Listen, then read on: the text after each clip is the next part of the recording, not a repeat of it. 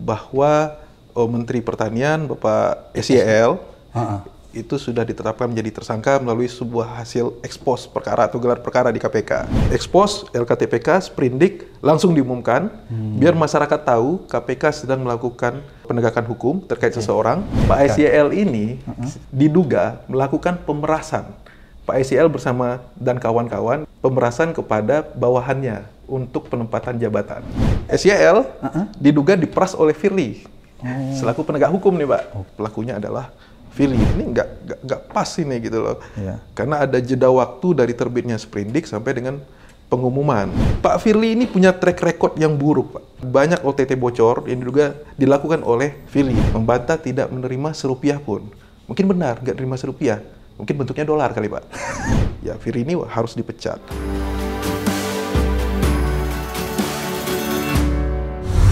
Assalamualaikum warahmatullahi wabarakatuh. Selamat datang di channel Abraham Samad Speak Up. Seperti biasanya, saya tidak sendiri. Hari ini saya menghadirkan kawan saya, teman saya. Ini orang yang luar biasa nih, Aulia Postira. Assalamualaikum. Waalaikumsalam warahmatullahi wabarakatuh, Pak Bang. Saya perkenalkan dulu nih, siapa beliau ini, Aulia Postira. Aulia Postira ini adalah mantan penyelidik di Komisi Pemberantasan Korupsi yang dikeluarkan oleh Firly. Dan kawan-kawannya. Dan kawan-kawan, 57 orang ya, 57 orang. Dengan memakai dalil TWK. Oke. Bung Aulia, ini ada menarik nih. Kayak terjadi gempa nih, tsunami. Ya, kasus korupsi di Kementerian Pertanian dan kemudian semakin heboh. Karena ternyata bukan cuma kasus korupsi di Kementerian Pertanian, tapi ada embel-embelnya. Terjadi pemerasan. Diduga pemerasan. Diduga. Terjadi pemerasan, sekali lagi diduga, dilakukan oleh pimpinan KPK. KPK ini kan luar biasa, tidak pernah terjadi sebelumnya. Iya, betul. Oleh karena itu, kita mau bincangkan hari ini. Bung Aulia, orang yang berpengalaman di dunia penegakan hukum, penyelidik. Ini kan aneh menurut saya, Aulia ya. Iya, Pak. Dulu biasanya kalau orang itu sudah diperiksa, sudah gelar perkara, ya, artinya apa? Di gelar perkara itu sudah ditentukan siapa tersangkanya. Kemudian terbit Sprindik. Sprindik, betul. Dan pada saat terbit Sprindik, langsung kita turun ke bawah mengumumkan. Ya, Bapak pimpinan turun sama Humas ke bawah. Ya, mengumumkan kan? Itu salah satu bentuk transparansi. Ini kok sekarang berubah?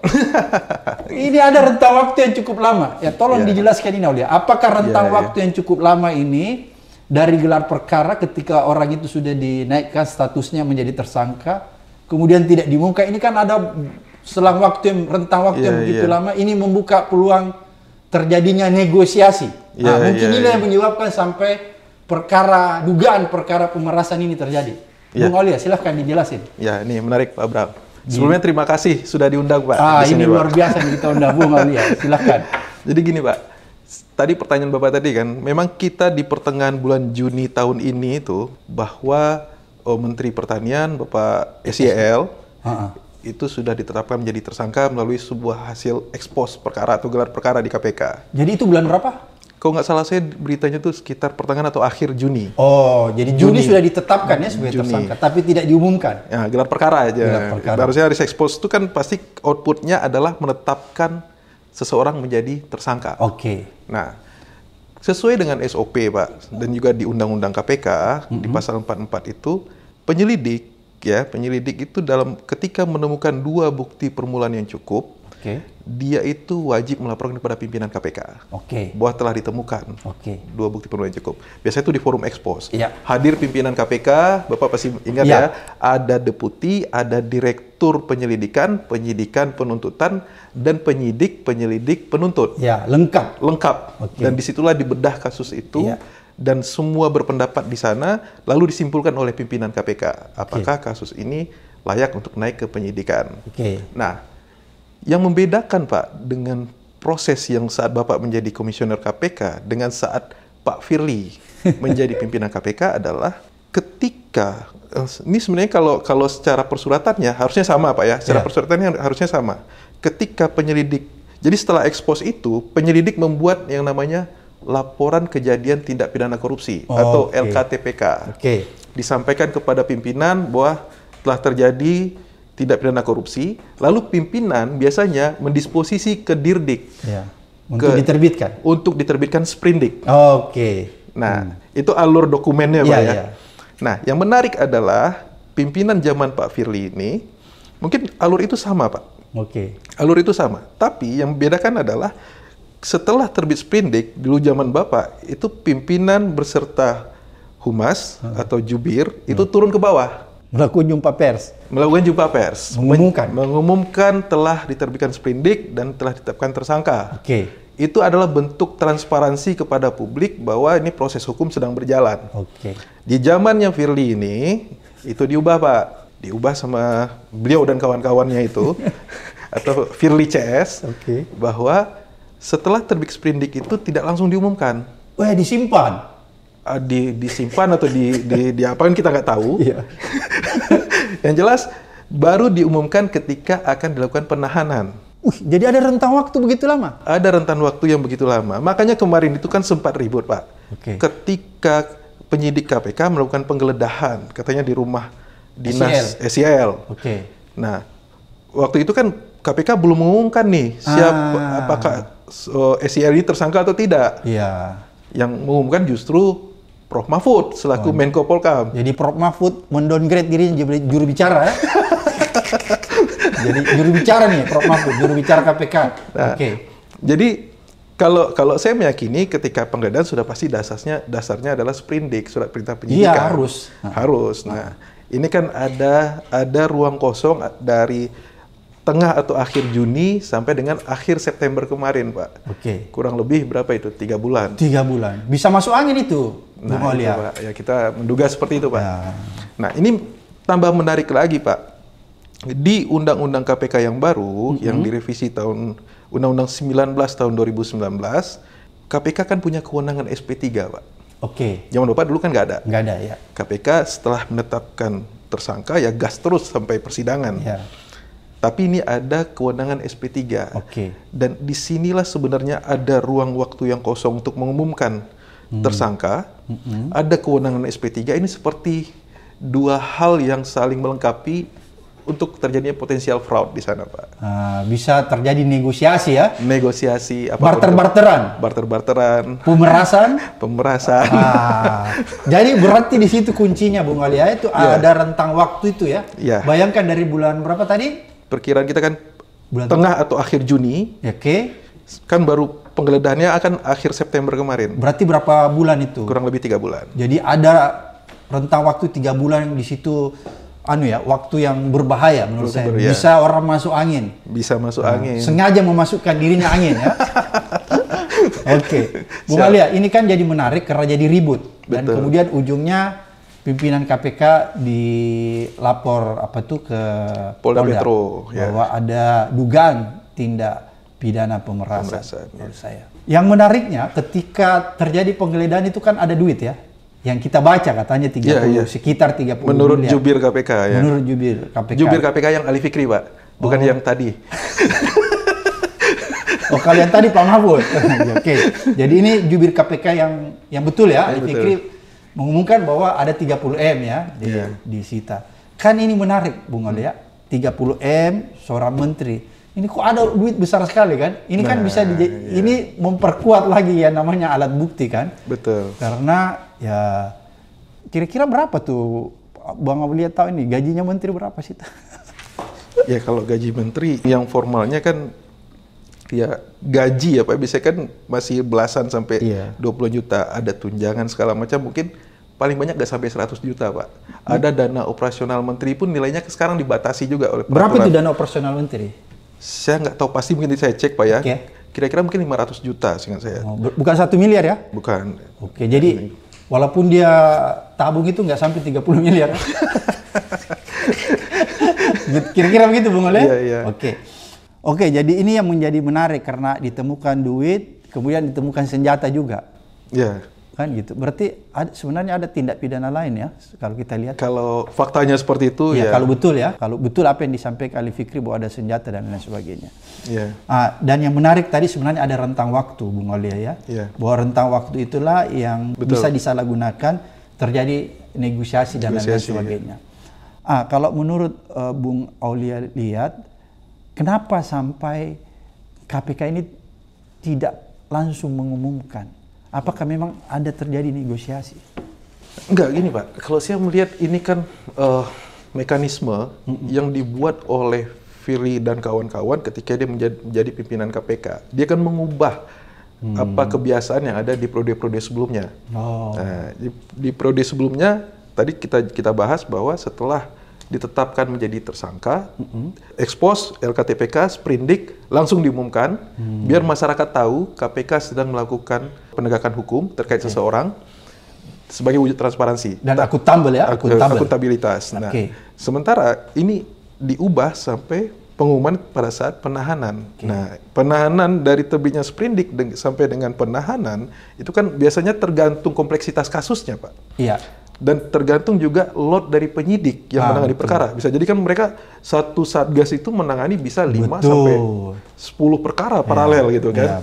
Jadi tergantung dari penyelesaian pemberkasan ya. Pemberkasannya itu. Nah, makanya kalau saya melihat ini potensial fraud, dan waktu kita masih di KPK pun kita sempat mengkritisi itu gitu. Oh, jadi Aulia sudah pernah ajukan kritik kepada Firly tentang cara ini? Ya, mungkin lebih ke struktural saat waktu itu saya sampaikan, ini nggak pas ini gitu loh. Ya. Karena ada jeda waktu dari terbitnya sprindik sampai dengan pengumuman. Gitu, Pak. Jadi itu yang berbahaya ya menurut Bung Aulia. Bung Aulia, ini kan sekarang pimpinan KPK ini sudah dilapor di Polda nih kalau kita lihat ya. Apakah menurut Bung Aulia dugaan-dugaan pemerasan ini memang bisa diterima akal sehat kita? Kalau saya, Pak, saya pribadi ya, Pak, ini pendapat ya, Pak, ini pendapat. Saya yakin itu terjadi. Saya sampaikan di forum ini ya. Karena ini kan pendapat ya, ini opini saya ya. Dan melihat kondisi di dalam ya. Iya, karena memang kalau kita kan sebagai penyelidik biasa membangun hipotesis, kita biasa menganalisis kan, Pak ya. Ini tadi yakin, Bung Aulia yakin bahwa betul terjadi ini bocoran ya? Kalau bocoran enggak sih, Pak. Tapi tahu sendiri ya. Kita menganalisis pemberitaan, informasi yang masuk, kita menganalisis. Saya curiga ini ada bocoran ini, Bung Aulia dapat dari dalam ini. Karena gini, Pak Firly ini punya track record yang buruk, Pak. Nah, saat beliau sebelum menjadi pimpinan KPK, beliau kan pernah menjadi deputi penindakan di KPK. Saat itu saya kan sama Bang Novel dulu kan sebagai pengurus wadah pegawai, Bang Novel ketua, saya sekjen. Gitu kan. Kita sempat melaporkan berapa kali pelanggaran yang beliau lakukan. Mulai dari pembocoran dokumen, bertemu pihak berperkara, sampai pernah kita juga bikin petisi. Penyelidik dan penyidik membuat petisi kepada pimpinan KPK, Pak Agus Raharjo dan kawan-kawan, agar memproses deputi penindakan saat itu Firly, namanya waktu itu Firly, bukan Firly Bahuri. Firly Bahuri ini saat jadi pimpinan KPK. Oh, dulu cuma Firly? Firly saja. Pak Firly ini, kita menduga membocorkan kasus-kasus yang saat itu dalam proses penyelidikan, yang terkait dengan, kalau kita kan ada dua, Pak, penyelidikan tertutup dan penyelidikan terbuka. Kalau tertutup ini kan OTT, outputnya. Nah, waktu itu kita duga banyak OTT bocor yang diduga dilakukan oleh yang bersangkutan. Nah, setelah itu Pak Firly kan sebenarnya waktu itu kan hasil DPP, Dewan Pertimbangan Pegawai, Pak Firly itu harusnya dihukum. Tapi waktu itu oleh pimpinan KPK sebelumnya itu, Pak Agus Raharjo dan kawan-kawan, memilih untuk mengembalikan sehingga tidak ada catatan pelanggaran. Berarti Pak Agus Raharjo takut sama Firly ya pada saat itu? Bisa jadi, Pak. Nah, mudah-mudahan didengar Pak Laude ini. Iya, Pak Laude, Pak Saud, Bu Basaria, semua bertanggung jawab. Nah, setelah itu beliau akhirnya bisa terpilih secara aklamasi oleh Komisi 3. Bayangkan 56 anggota DPR Komisi 3 memilih Firly Bahuri. Ya, dia sudah rebranding, Pak. Gak hanya Firly namanya, ditambahkan tapi ada Bahuri. Nah, 56 semua memilih Pak Firly. Dan akhirnya dia terpilih menjadi pimpinan KPK. Nah, saat menjadi pimpinan KPK, masih terjadi lagi pelanggaran-pelanggaran, Pak. Di antaranya itu soal helikopter. Bapak tentu masih ingat ya? Betul, yang kita helikopter. demo. Nah, terus ada juga pelanggaran terkait dengan bertemu dengan pihak berperkara. Siapa itu dia ketemu? Pernah bertemu Lukas NMB. Wih, gila. Siapa lagi? Ya, padahal kan pimpinan KPK kan jelas ya, Pak ya. tidak boleh bertemu dengan pihak berperkara dengan alasan apapun. Bahkan pihak-pihak terkait, bukan saja Pihak terkait, ya, itu jelas. Tapi dia punya argumentasi lain. Nah, terus ada juga yang kasus SDM yang sempat viral. Ya, Bapak dan kawan-kawan melaporkan dulu ke Dewas dan juga melaporkan ke Polda Metro. Nah, itu juga belum jelas nih ujungnya kemana. Lalu hari ini, saat ini kita mendapat informasi kemarin Pak Syahrul Yassin Limpo diperiksa Polda terkait dengan dugaan pemerasan. Nah, ini ya kalau saya dengan track record ini, kita kan bicara menilai orang bukan dari omongannya ya Pak ya. Track recordnya ya? Track record. Rekam jejaknya? Rekam jejak. Kalau omongan ya Pak Firly membantah. Kita lihat juga kemarin Pak ya, dia membantah. Membantah tidak menerima serupiah pun. Mungkin benar, nggak terima serupiah. Mungkin bentuknya dolar kali Pak. Ini dugaan Pak ya. Jangan dulu, duit yang didapat di rumah dinas itu duit dolar ya? Kayak menurut Firly kan bentuknya ada yang rupiah, ada dolar katanya ya. Apakah kira-kira duit itu yang kita duga itu akan diberikan kepada pimpinan KPK, diduga? Bukan duit itu? Itu saya nggak tahu Pak. Karena ini faktanya ini kan menarik nih Pak. Jadi kasusnya Pak SYL dengan kasusnya Pak Firly ini menarik Pak. Pak SYL ini diduga melakukan pemerasan. Pak SYL bersama dan kawan-kawan diduga pemerasan kepada bawahannya untuk penempatan jabatan. Oh, jadi SYL diduga dan kawan-kawan melakukan pemerasan ya? Untuk penempatan jabatan di Kementerian Pertanian.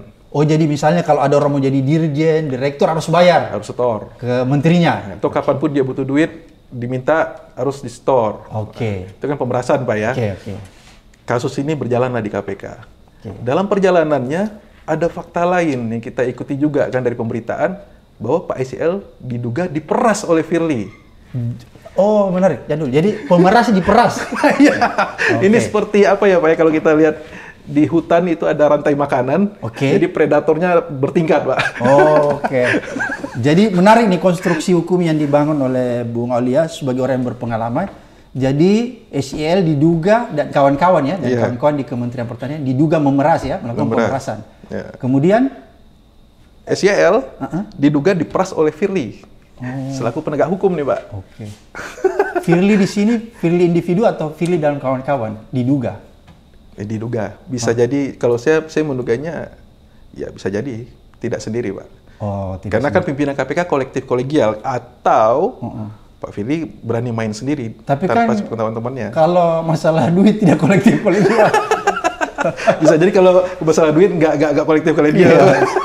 Jadi itu yang menarik ya. Jadi kasus korupsi di Kementerian Pertanian itu sih bagaimana sih sebenarnya? Apa aja situ?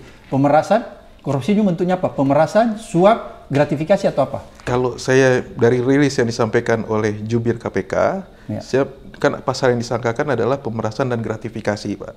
Dan juga mungkin TPPU kali ya, disandingkan dengan TPPU. Karena itu ada alirannya. Ada aliran uangnya. Nah, kalau konstruksinya adalah pemerasan, berarti kan ada pihak yang diperas, dan ini ada keadaan memaksa dari pihak-pihak yang diperas itu sehingga dia tidak punya kemampuan untuk menolak atau melawan. Mungkin perintah jabatan atau perintah langsung atasan. Nah, jadi mungkin anak buah tidak berani melawan atasannya seperti begitu? Saya duga seperti itu. Karena kan pasal yang disangkakan itu Pak ya, kita bisa merekonstruksi ya kira-kira seperti apa kejadian sebenarnya. Nah, dari sana sebenarnya kan itu korupsi biasa kalau menurut saya Pak. Kita berkali-kali melakukan OTT Pak ya, terutama kepala daerah ya. Begitu modusnya. Modusnya itu, kepala daerah kan modus korupsinya nggak jauh-jauh dari promosi, mutasi, rotasi, terus juga pengadaan barang dan jasa, ya habis itu perizinan. Kan kalau kepala daerah kan cuma 3 itu jenis korupsinya. Jadi di Kementerian Pertanian ini berkaitan juga dengan jual beli jabatan ya? Jual beli jabatan. Kalau dari apa yang dijelaskan oleh jubir KPK, saya menduga seperti itu. Jadi itu yang terjadi ya, itu yang disangkakan. Kalau jual beli mungkin lebih lagi seperti suap menyuap Pak ya. Kalau jual beli kan ada transaksional. Tapi kalau saya melihat ini ada tekanan. Misalnya kamu kalau nggak store kamu dipecat. Itu yang dilakukan Mentan? Saya menduga seperti itu, karena pasal yang disangkakan pemerasan. Pasal 12. Jadi memaksa ya? Memaksa. Jadi orang yang dipaksa tidak punya kekuatan untuk menolak ya? Kalau dia menolak, dia akan menerima implikasi sesuatu atau sanksi sesuatu. Misalnya diberhentikan? Dirotasi, diberhentikan, dipindah. Jadi dalam keadaan tertentu orang ini tidak punya kemampuan untuk menolak ya perintah dari atasannya. Oke, menarik. Tadi konstruksinya Bung Aulia, ini pemerasan akhirnya juga diperas juga ya oleh diperas juga oleh jadi pimpinan KPK. Ya, tukang peras diperas lagi gitu ya. Peras-perasan nih gitu. Kayak hukum rimba Pak ya. Kayak hukum rimba ya. Jadi begitu kalau analisanya Bung Aulia lihat ya. Siapa? Bung Aulia, ini kan tadi Bung Aulia bilang waktu di dalam itu sering bocor. Ada kasus yang kadang-kadang kasus OTT itu bocor. Ketika bocor itu berarti kasus itu menjadi tidak bisa lagi ditindaklanjuti ya? Ya betul Pak. Dulu yang kami alami itu ketika terjadi kebocoran masif ya penyelidikan Pak ya. Kan kita kan bingung ya ketika kita melakukan penyelidikan, kan kita melakukan penyadapan atas orang-orang yang diduga terlibat. Oke. Ya Pak ya. Itu biasanya kita tahu kenapa itu bocor, itu terlihat dari pola komunikasi Pak. Bahkan juga di komunikasi pun sering muncul. Ganti nomor. Dipantau 3 huruf. Dipantau Kuningan. Ada kode-kode seperti itu Pak.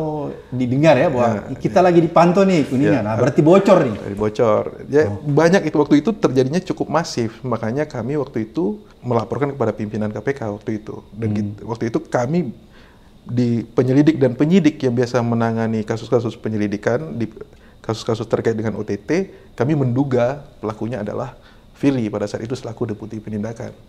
Oh, jadi berarti ini bukan hal yang pertama ya kalau menurut Bung Aulia ya kejadian ini. Ya.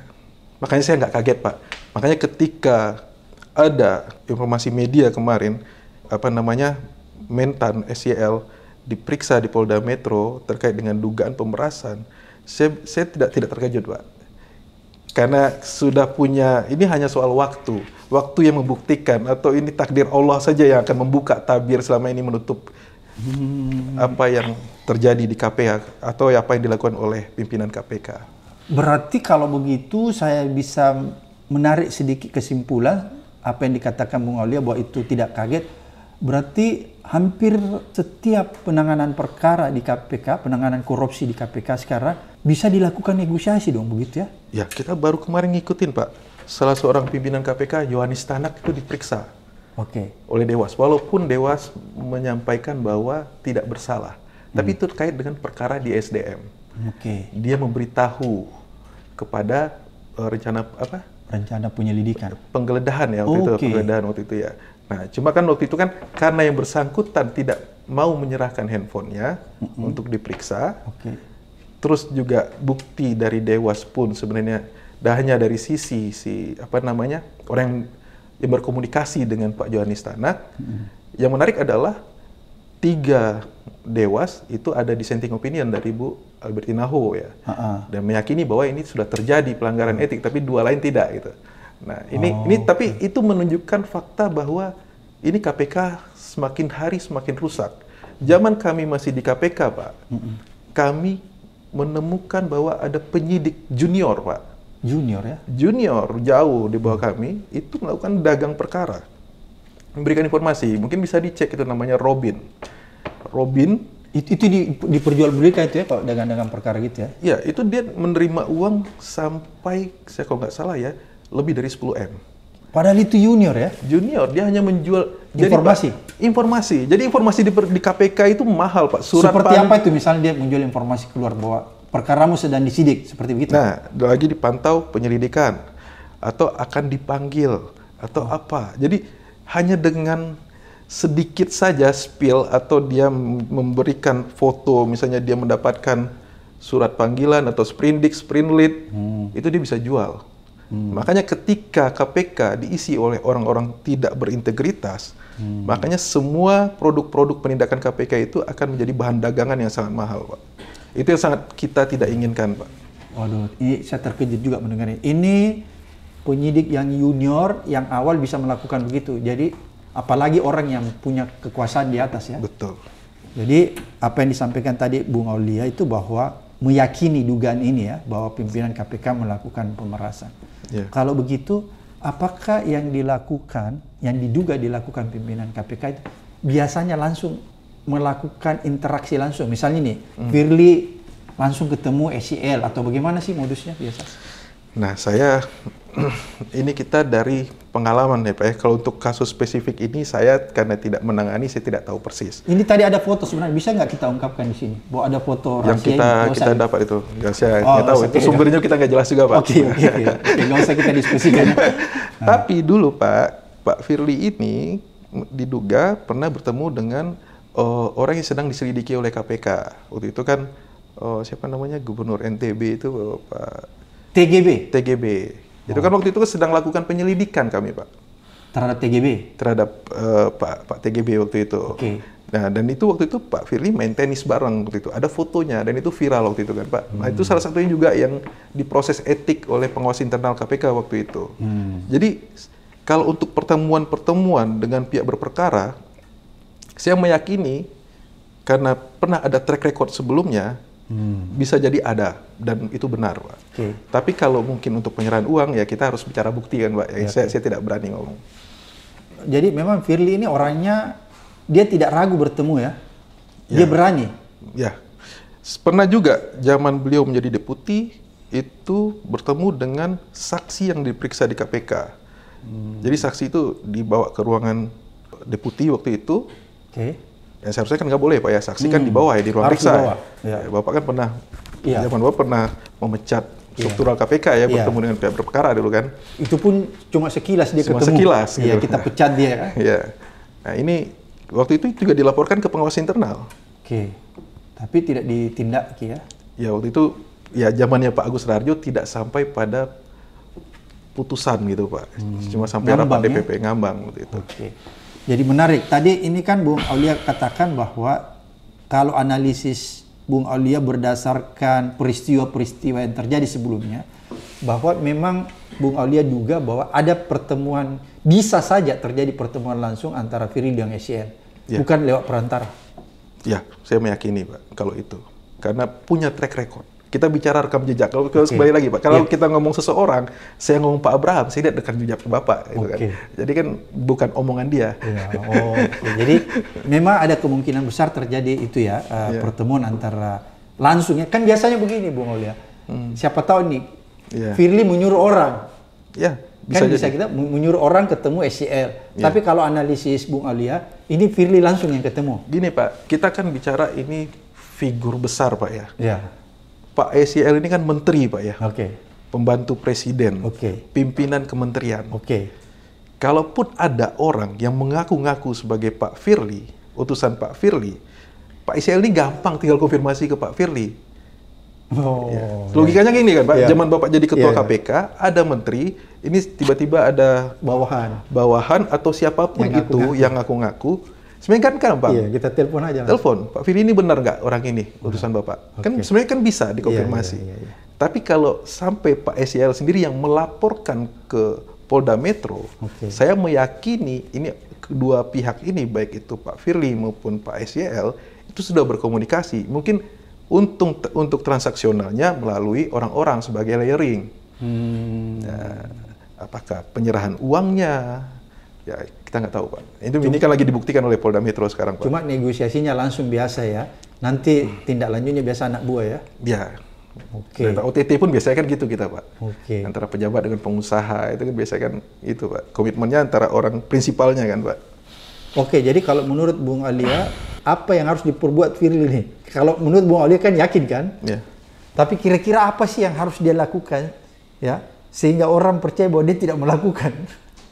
Kalau saya sederhana aja Pak, dia harus mengakui KPK itu seorang pimpinan KPK, apalagi saya membaca itu rilis dia waktu Maulid Nabi kemarin ya, itu luar biasa kata-katanya. Ada seorang pimpinan itu harus sidik amanah gitu ya. Jadi ada sifat amanah, ada sifat sidik yang harus dimiliki oleh pimpinan KPK. Dan dalam hal ini kita bicara pimpinan KPK itu harus punya integritas. Punya akhlak. Punya akhlak. Jadi kalau memang dia nerima atau dia melakukan pemerasan, akui secara jantan gitu loh. Kalaupun benar gitu kan ya, dia harus akui gitu. Karena memang kalau melihat kejadian ini, analisis saya Pak ya, nggak mungkin Pak SEL berani ya melapor ke Polda Metro kalau saya tidak ada. Ya banyak Pak. Kita di kasus-kasus Robin dulu kan kita lihat ada berapa orang kepala daerah yang diperas oleh Robin. Itu kan nggak berani ngomong Pak. Baru setelah terungkap buktinya oleh penyidik saat itu, ya waktu itu teman-teman penyidik waktu itu menemukan ya Pak pada saat penggeledahan, barulah terungkap, barulah si orang yang diperas oleh penyidik itu berbicara bahwa benar gitu. Dan itu akhirnya kan Oke, kalau begitu apakah menurut Bung Aulia bahwa ini kan pemerasan kan? Iya. Ada negosiasi sebelumnya kan? Kalau pemerasan berarti ada memaksa Pak? Iya, memaksa. Apakah juga sudah terjadi penyerahan nih? Kalau sampai, ini analisis lagi Pak ya, Iya. Kita nggak tahu fakta karena kita bukan penyidik. Kalau sampai kemarin itu dari berita yang saya baca pagi ini, salah satu koran ya, itu sudah ada katanya delivery, sudah sampai. Sudah sampai ke siapa tuh? Sampai kemana tuh? Ya melalui perantara-perantara tadi itu Pak, kan ada nama-nama tersebut tadi ya. Udah sampai ke yang bersangkutan ya? Ya saya meyakini sudah Pak. Itu berapa jumlahnya kalau tadi yang Bung Aulia sinyalemen itu baca-baca dari media? Kalau yang saya baca itu ada 3 kali penyerahan. Ya. Pertama berapa? Detailnya saya nggak clear, tapi secara total itu nilainya sekitar 3 miliar. Oh, 3 miliar. Nah, ini kan cukup besar Pak ya. Diserahkan kepada pimpinan KPK? Diperuntukkan ya? Diduga. Ya, ini parah sih Pak, kalau saya bilang ini parah. Ini sudah parah ya, nggak sama sekali. Ya. Ini kan menghancurkan ya, sudah menghancurkan KPK ya. Kredibilitas KPK, jadi bagaimana masyarakat bisa percaya KPK bisa menegakkan hukum dengan benar ketika ada kasus ini dan melibatkan ketua KPK Pak. Nah, ini kan tidak hanya kebocoran Pak ya, ada upaya pemerasan gitu di sana. Kita ya ini sulit untuk membalikkan keadaan ini, dan ini saya juga mungkin di forum ini saya juga menghimbau ya kepada Bapak Presiden selaku pimpinan tertinggi eksekutif, karena KPK sekarang ada di rumpun eksekutif, concern terhadap masalah ini Pak. Ya Firly harus dipecat, kalau dia sudah penyidikan di Polda Metro sesuai undang-undang, dia harus nonaktif dulu. Nah, dan ini ya Polri pun harus bisa bekerja dengan profesional dan objektif, karena memang inilah momen sebenarnya kalau bagi KPK sendiri, momen untuk KPK bisa diperbaiki lagi. Membersihkan ya? Membersihkan KPK Pak. Jadi menurut Aulia mudah-mudahan momen ini bisa digunakan untuk membersihkan orang-orang yang selama ini merusak KPK. Betul Pak. Kalau menurut Aulia, ini kan sekali lagi, saya ini udah lama keluar ya, Aulia terakhir keluar dari sana. Apakah sinyalemen bahwa, apakah itu memang diduga inisiatif dari Firly, atau ada juga orang-orang lain selain Firly di dalam? Nah ini saya nggak bisa menjawab secara pasti Pak ya. Tapi kita bicara case by case saja nih Pak. Di case ini, di kasus ini, itu kan kalau dari berita yang ada, saya melihat ini ya Pak Firly ini. Pak Firly di sini. Inilah tugas Polda Metro buktikan ini. Saya kalau melihat konferensi pers Polda Metro semalam, itu kan sebenarnya kan ini kan agak menarik ya. Nggak biasanya masih proses penyelidikan itu ada konversi ya. Berarti kan saya meyakini dari Polda Metro itu serius dan sudah mempunyai fakta yang kuat. Gitu. Karena ini masih proses penyelidikan ya. Karena penyelidikan itu sifatnya kan rahasia ya kan Pak ya. Kecuali operasi intelijen kalau dulu kita ya. Operasi intelijen. Kecuali sudah penyidikan. Nah, makanya ini menurut saya perlu kita kawal nih Pak proses ini Pak. Nggak boleh lepas lagi ya kali ini ya. Nggak boleh lepas. Kalau lepas ini apa yang terjadi sama KPK? Misalnya kasus ini ternyata melempeng lah seperti di masalah. Ini kan begini Bung Aulia. Pasti Bung Aulia sudah lihat pernyataan saya berkali-kali bahwa kenapa terus terjadi di KPK itu berulang-ulang ya, pelanggaran etik, bukan saja pelanggaran etik, tapi pelanggaran pidana, diduga pelanggaran pidana yang dilakukan pimpinan KPK karena tidak pernah ada tindakan. Lili contohnya, Lili itu sudah jelas-jelas pidana gratifikasi kan, tapi nggak ditindak secara pidana, dengan enaknya dia keluar begitu saja, pergi pulang dan selesai. Dan dikeluarkan sebelum putusan sidang etik dibacakan. Dan tidak dilanjutkan dalam proses pidana. Karena itu Pak, masalah utama di KPK itu dalam pengawasan itu ada di Dewas Pak, di Dewan Pengawas KPK. Saya membandingkan Pak ya, pengawas internal KPK yang dulu di undang-undang yang lama, yang itu lebih kuat ya? Lebih kuat dibanding Dewas yang ada sekarang ini. Ini Dewas sekarang loyo ya? Ya, kita menghormati figur-figur tokoh-tokoh yang ada di dalam sana. sebagai tokoh, tapi sebagai dewas saya mengkritik juga mereka itu nggak bisa apa-apa. Saya ingat waktu masih ingat nggak zaman dulu pengawasan internal itu ada namanya Pak Handoyo yang begitu kuat, almarhum kan? Ya baru meninggal. Baru meninggal. Itu kan kuat sekali kan pengawasan internalnya. Betul. Bapak aja diperiksa dulu kan? Iya, saya panggil Pak Handoyo sini periksa saya waktu sekretaris saya membocorkan kan? Iya. Dengan tegaknya gitu kan? Almarhum ini saya ingat betul, almarhum ini luar biasa. Itu lebih hebat daripada dewas. Lebih hebat dari dewas. Karena terbukti pimpinan KPK kan nggak 1-2 yang pernah disanksi etik, Pak. Iya, iya. Zaman Pak Saud pernah juga kena dulu kan? Nah, itu juga pengawas internal. Pengawas internal juga. Berarti dia lebih kuat ya? Lebih kuat. Firly zaman deputi juga pengawas internal yang meriksa gitu. Oke. Nah, ini zamannya Pak Tumpak dan kawan-kawan ini di Dewas, saya melihat melempeng aja nih, Pak. Bahkan yang lucu itu beliau selalu mencari alasan bahwa Dewas tidak punya kewenangan. Ya buat apa Dewas dibentuk? Digaji dengan cukup tinggi, cukup tinggi ya? Cukup tinggi. Berapa gajinya tuh? Saya nggak tahu pasti, Pak. Tapi besar ya? Cukup besar. Oke. Tapi dia tidak bisa berbuat apa-apa. Ini kan negara rugi, Pak. Oke. Ya, jadi ya ini ya buat apa? Ya sebaiknya Dewas dibubarkan aja kalau gitu loh.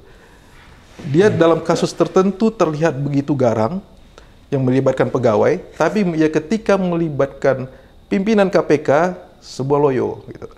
Ya buat apa gitu. Ya karena yang diawas tuh yang namanya Dewas, Pak, harusnya fungsinya lebih mengawasi pimpinan.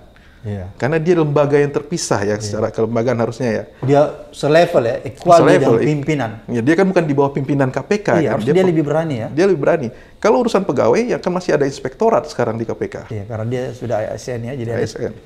Oke, Bung Alia, apakah dengan adanya kejadian begini ya, yang disinyalamen diduga terjadi kong kali kong antara Kementerian Pertanian dengan pimpinan KPK, ini juga yang membuat sampai akhir ini kasus ini kan terkatung-katung dari bulan Juli sampai bulan 10 sekarang kan orang cuma bertanya-tanya nih siapa tersangkanya kan gitu, yang umum kan cuma Mahfud. Apakah itu juga kira-kira? Coba bisa agak Bung Alia?